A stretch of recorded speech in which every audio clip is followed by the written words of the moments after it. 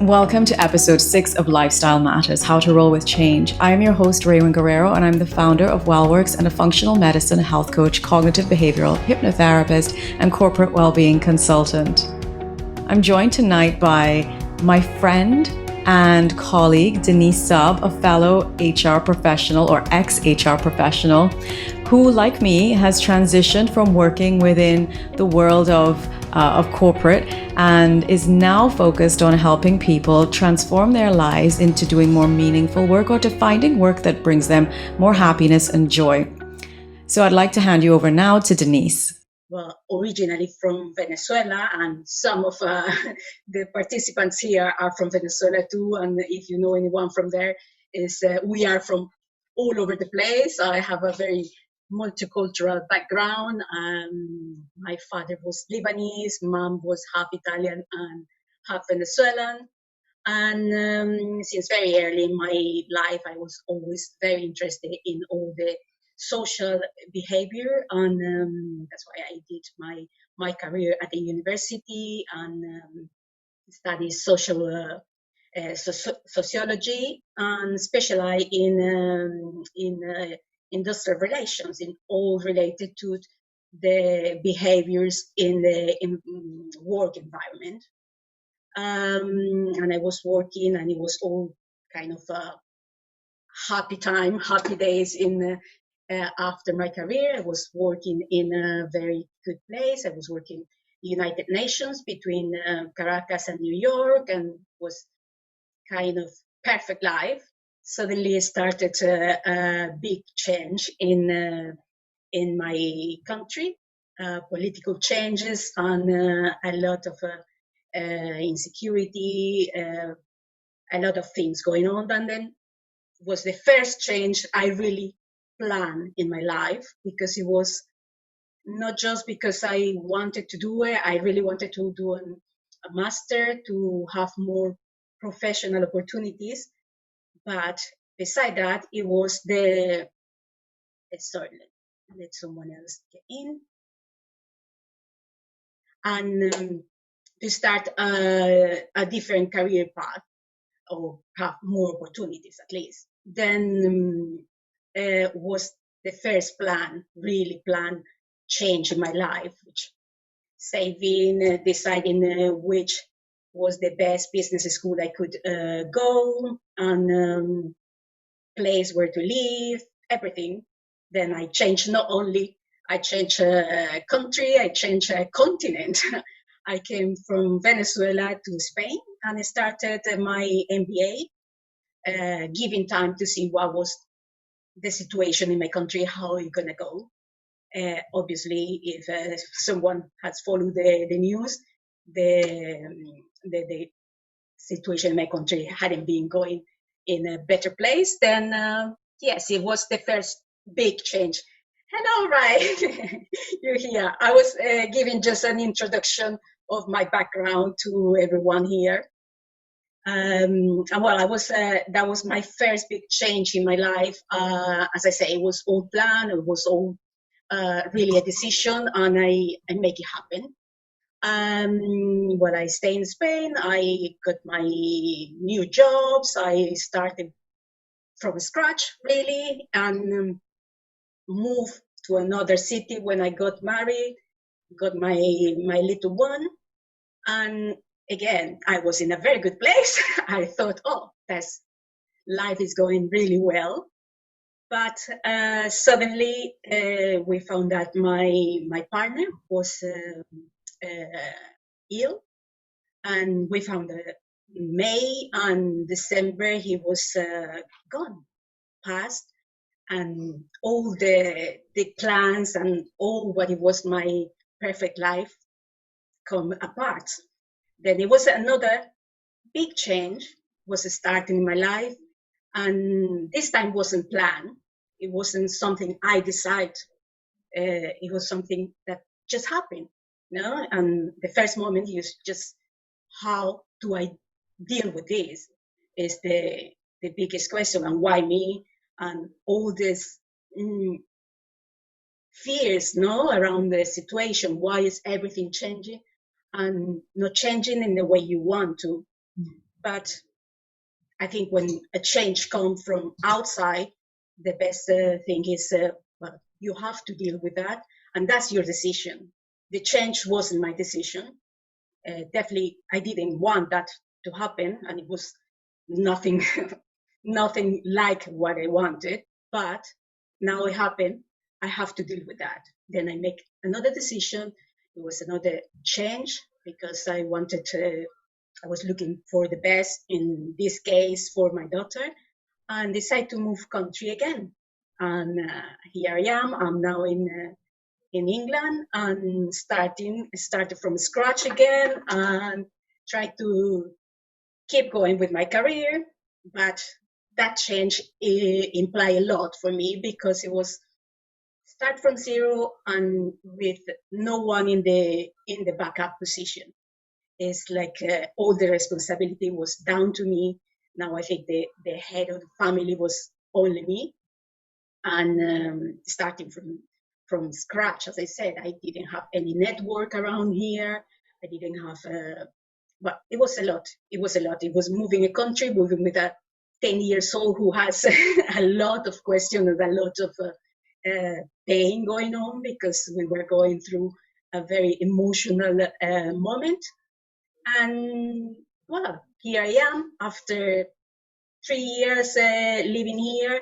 In terms of my career, I was progressing. I'm going so well, and suddenly COVID happened, and I was made redundant. And here I am doing another big change in my life. In this case, well, I think this COVID is a horrible situation, as we all know, but even in this situation, I think there are opportunities because then I got the time now to sit down and think about after all the redundancy came along. So, well, it's really what I want, what I'm doing. Is what can I do different? What I've been having this idea in my head for a long time, but always, well, I have to sort this situation. I have to keep going, keep working.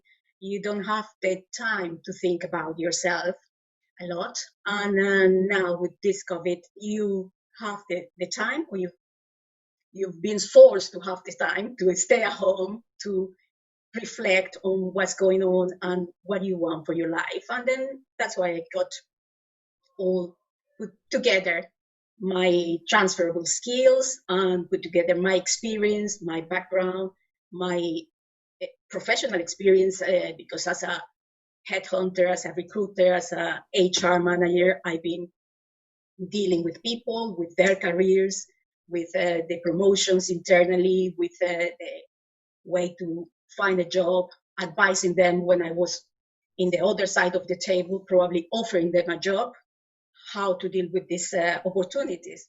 And then I started to do my coaching certifications to get the tools together and start to try to help people in the other side of the table, putting everything together and try to make the best in this opportunity. And for myself is get the flexibility and the independency to work for myself, which is really, really important for me, especially when you are, or like me, well, I love traveling. I love to be here to support my daughter in difficult times when I can. And that's the main thing.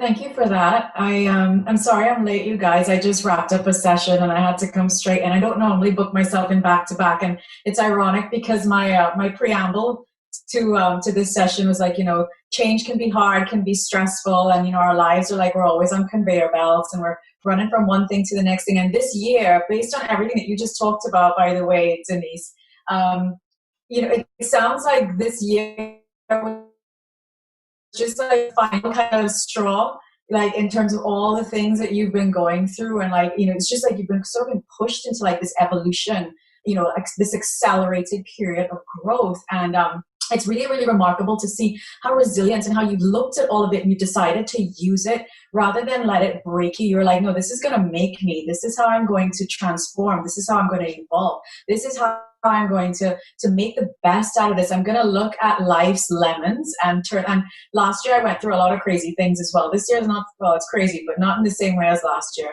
And I remember my mantra then was lemons to lemonade. And I see, like, and I think that's why you and I connected, and we, you know, I recognized a lot. I was like, oh my God, she's actually superwoman. Like, she's kind of amazing because she's got a child in the mix of all of this as well. And you've had to go through this tremendous, like, you know, I don't even want to call it transformation. It's actually like shedding skin. Like, you're a different person to who you were, like, you know, even 6 or 7 months ago. So I'm glad that you were able to share your story with everyone. I'm sorry I missed the first part of it, but you know, I know some of it. But I want to ask a few more questions, if that's okay with you, right? So, as you know, like, I talk a lot about burnout because I had my own experience of burnout, and that was the thing for me that catalyzed. You know, I got ill, and that was the thing that was the catalyst for me to turn my life around and to change careers and to transition. And you know, from your perspective, like, when you look, how do you stay on track with like self-care and, you know, making sure that you are, you know, putting your health and your needs first right now? Because you have to look after, you know, your child, you got a new business. So where do you find time to like prioritize your self-care so that you can stay, you know, charged and not exhausted and not burnt out and still fresh and ready to give? Because you're very much a go-giver. Like, you're out there and you're getting stuff done, but you want to give so much and help so many people. I just want to understand, where do you find your energy and how do you restore yourself? Well, it's difficult, really. It's difficult to find that that balance, because you always give other priorities, even. But sometimes I say, well, I have to think of myself. I have to find the time. I feel guilty about things like that are not so healthy habits, like going to bed very late and things like that, to make the most of your day. But definitely I try to do little things, like try to eat healthy, try to work out. In the some days I cannot go to a gym or do other stuff, but at least try to keep yourself fit, and especially your mind, no, to try to read and study and keep on with everything what's going on, because yes, if no, you cannot bring that fresh and the energy that you need to share with others. That's right. So important for us to touch on that, for us to like just remember that, you know, we cannot pour from empty cups. Ultimately, we have to be filling up our own cup and taking our time. And whether that, you know, for me, sleep was the big thing that failed me back then. Like, and even now, like, if I don't get good quality sleep, like, I am wiped out. So as you're going through like all this change, I want to know like the mindset tips that you might have to give to people for staying on top of things. Like, obviously for me, like, I know that I will have a positive mindset if I get good quality sleep and I wake up and I feel like I have energy and I can do things. If I don't, I feel like, oh my God, I'm going to die. Everything's horrible. You know, and I always wonder, like, how do people with children, like, how do they survive on like 4 hours of sleep? I can't do it, you know, because I feel so rotten. But from your perspective, like, what are some of the tips and tricks that you have been able to kind of harness to be able to share with people today on this call? Like, how do you stay in a positive place? Yeah, I think for me the most important is try to turn around the things and see the other side of the coin. Try to see, well, yeah, if something is not going well, try to find the positive side And the lesson. the right side of the situation. Because if Right. not, it comes like it's too much. Is how do I deal with all this? There's so many negative things coming, and you get paralyzed. No, then I try to think what would be the best, what is bringing to me this always have an opportunity to make something better, to enjoy life in a way or another with simple things, but try to make it better. I think for me that's the most important, to try to to keep positive and live in the present, stop thinking about the past, because I found out if I stay thinking about, well, uh, 4 years ago everything was perfect and now this and that, it will bring you down. Then say, well, yeah, it was a really good time, I enjoy, we could get there or get even better. It's now a different situation and we're learning, we're still going on. Yeah, so I think that's beautiful because you're basically talking about a growth mindset, just sort of like looking at things. And I love that you use that expression, stay present. You know, looking backwards really doesn't facilitate anything positive unless you're looking at it to be like, okay, well, what are the lessons from, you know, looking back? But if you're looking back and mourning what has been rather than, rather than looking forward. And I love that, you know, staying present and actually kind of thinking, okay, well, what is this current teacher? Because that's what the adversity is. Ultimately, your adversities are your biggest teachers. You know, what's it here to teach me? What's it here to facilitate? What kind of growth is it going to, where is it going to get me to? Like where, you know, because if I'm currently here and let's say you have been feeling stuck for whatever reason, sometimes these gigantic changes occur because they're like, well, you've been saying you're feeling stuck. Now we're going to get you unstuck because you're now being forced out of your comfort zone. You're being forced to expand. You're being forced to think bigger, to think outside of the box, to think in a non-linear way, to start thinking about, well, what else are the possibilities? What else haven't I considered? And what could I consider next? Right. And with your life, that seems like, you know, you moved country, and I feel like that's also a huge thing because, you know, I did that when I was 21 when I moved from the Caribbean to London. And by the way, folks, I moved in March and I thought March meant spring, and I landed on the 19th of March and there was ice on the runway. They had to de-ice the plane. And I thought, oh my God, what have I done? Like, I got there in the middle of there was ice and it was cold. And I don't think I left the apartment I was in for like nearly a month, unless I was like bundled up in like practically a duvet.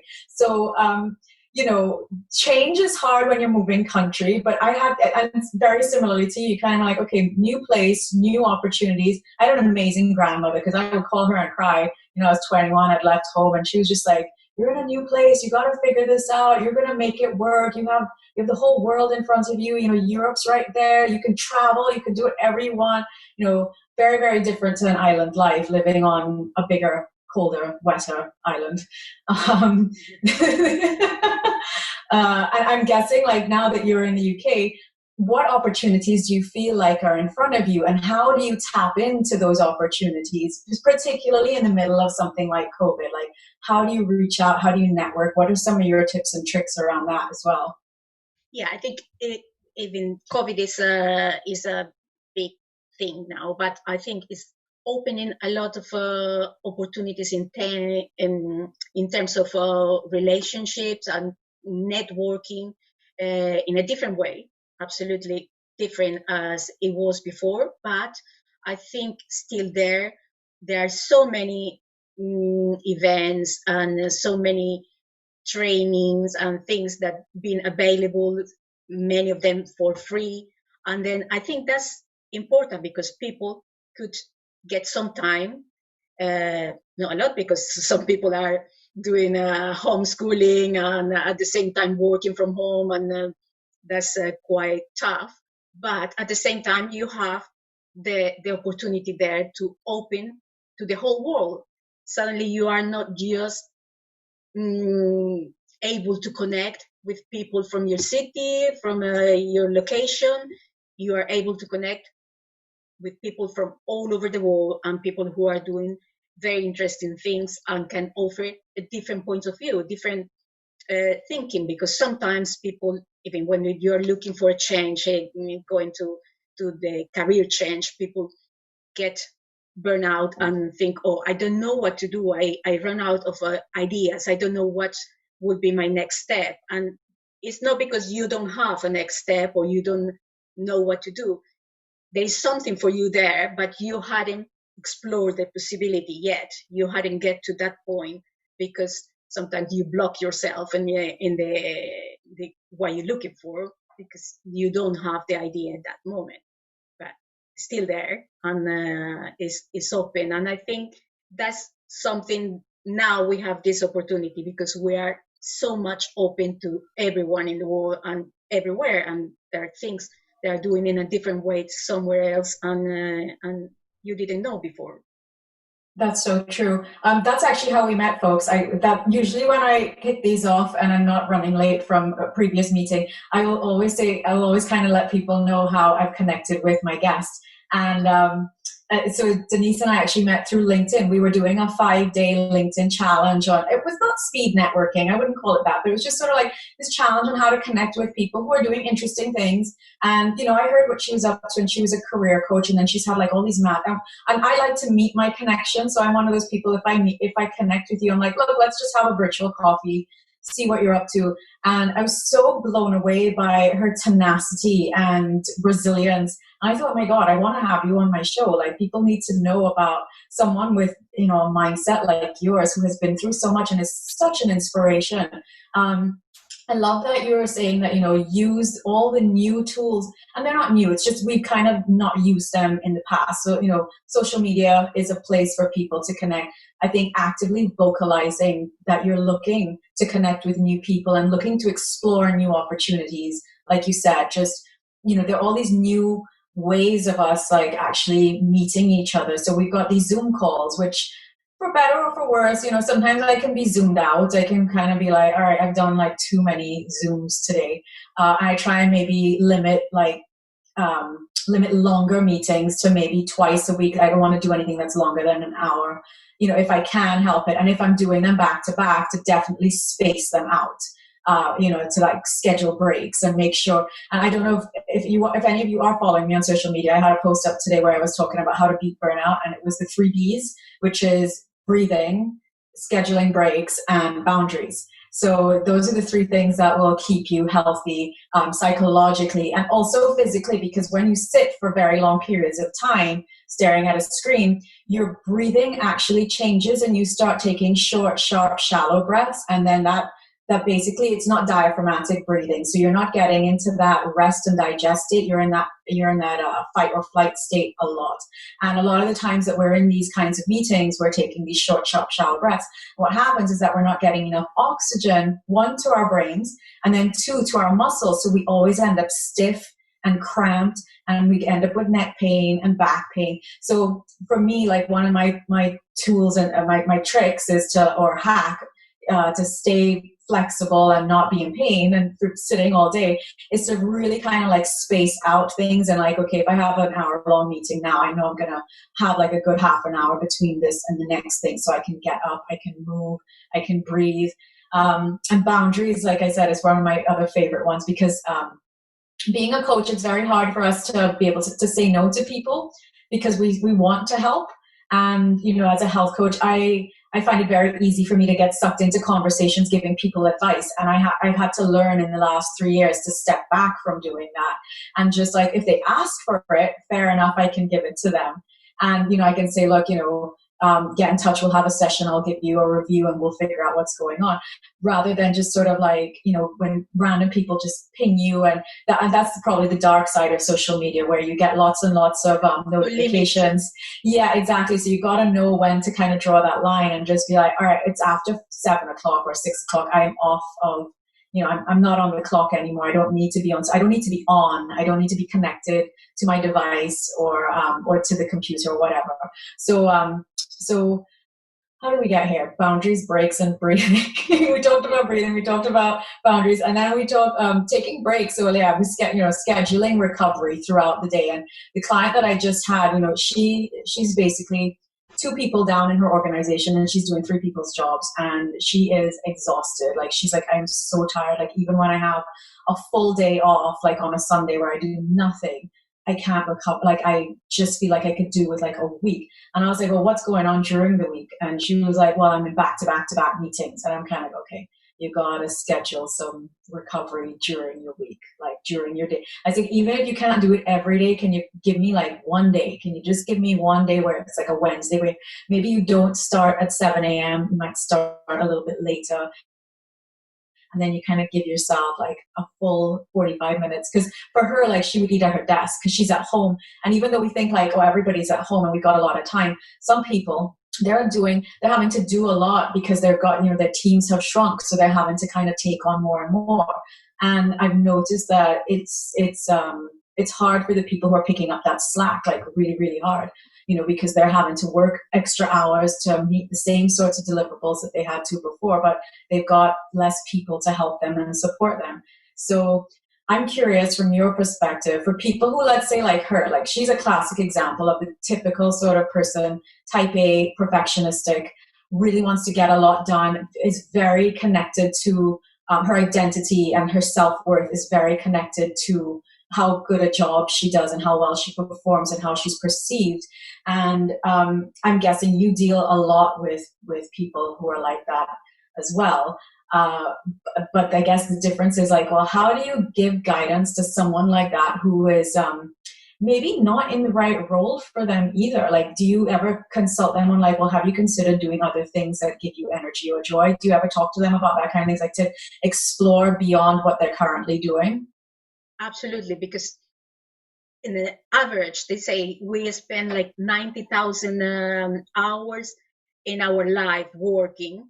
Then if you exceed that, because there are some people who work much more than others, obviously, and you have to do the most of it. You have to make it happen. You have to enjoy what you're doing and not just being working as a task, because it has to be something that brings you some happiness, not just the money to pay the bills and be a job. Really, you want to be in a career, you want to be in something that make you feel good with yourself and good with what you bring into other people in the world. Then definitely, if you are giving so much and maybe you're go out of the normal time, is because something is going not right, or you are taking over to other things that you shouldn't be working on, and you're giving too much responsibility at your job, then you should think about what's the solution, because you should try to make could be organization. Some people are spending so many hours because they procrastinate so much during the day too. Then you spend the whole day or 12 hours a day in front of the computer, but not really. You're not working all this time. Then it's quite difficult. But people should try to focus on what they're doing, organize, and make the best of it. That's great advice. Getting organized is so important. Just one more quick question, because I usually try to keep these to half an hour. So do you think that in order to thrive through change, you need to make time for things that also give you energy? Because I feel it sounds like for people who are burning out like that, who are kind of getting stuck, who are just exhausted and not doing very well, it's probably a lot of it's down to the fact that they're trying to keep up with the pace of things, but they're getting overwhelmed because they're not finding enough time for, you used a nice word at the start, balance. When I kind of dropped in, you said like, I don't always get the balance right. And, I mentioned sleep, but that's obviously, sleep doesn't really give you joy, does it? But, or maybe it does, but are there things or hobbies or interests or things that you do that you could maybe like, that you feel like that are restorative? I guess that's the thing, like stuff that you can do that are restorative to kind of bring that balance back. Yeah, absolutely. And I think definitely we all should have the me time. Try to find time for yourself to do whatever you like, wherever you enjoy. Maybe I advise so much sometimes people to find what they used to enjoy when they were a child. What was that? Singing? Well, sing. Was painting? Paint. Do some of your time, and it will bring up so good vibes for yourself, energy. You will feel relaxed because you're doing something that really fill up with you. Then I think it's very, very important and necessary you do it.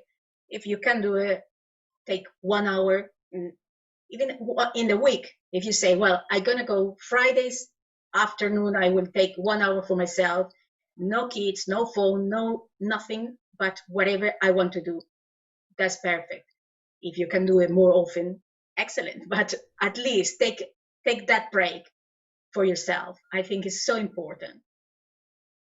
That's fantastic. Well, for me, I know like cooking healthy foods are things that bring me joy because one, there's like the satisfaction of prepping something that is tasty. And then two, it's actually stuff that's going to give me energy because it's not stuff that's going to drain energy from me. Because when people come my way and we talk about food and in fact, that girl just now who I was just chatting with, she was just saying like, oh, when I eat this, I get really tired afterward. And I said, well, that's a clear sign that it's not something that you should be eating. Like if it sucks the life out of you, it's not food that you should be eating because food's meant to give you energy and help you produce energy. When foods start drawing energy from you, that means it's not a food you should be eating or that something is wrong with your digestion, it's compromised, and we need to explore that and figure out what's going on with it. So, healthful foods for me, rest, two of the things, like those are things. You talked about looking back at things that you used to do when you were a child.